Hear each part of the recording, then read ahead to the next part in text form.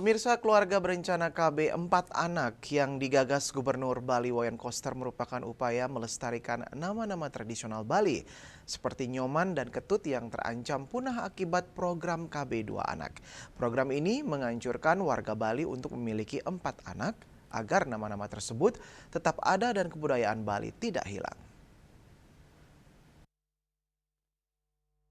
Menurut akademisi yang juga Rektor Universitas Mahadewa Indonesia atau UPMI, Profesor Imade Swarte, program KB 4 Anak merupakan program positif dari Gubernur Bali Wayan Koster.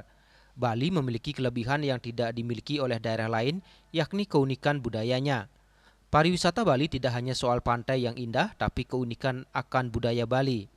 Hanya masyarakat Bali yang tahu dan yang bisa menjalankan budaya Bali, yang tidak bisa dijumpai di tempat lain. Salah satunya adalah pelestarian 4 anak agar Nyoman dan Ketut tidak punah. Nah, berkaitan dengan program Bapak Gubernur 4 anak ini, itu sebetulnya alasannya sangat sederhana dan berdampak luar biasa. Kenapa? Budaya Bali hanya orang Bali yang tahu, yang bisa menjalankan budaya Bali ini. Kenapa? Karena budaya Bali ini tidak ada di tempat lain.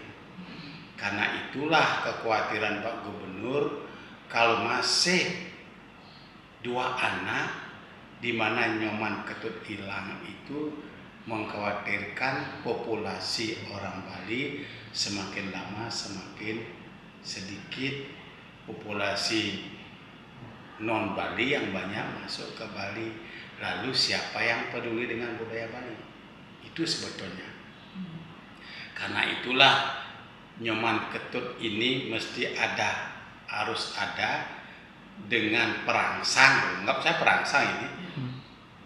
Diberikan insentif.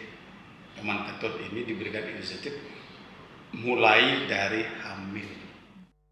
Diharapkan agar adat istiadat budaya Bali bisa lestari, pelestarian budaya Bali bisa diwujudkan, salah satunya melalui KB 4 Anak.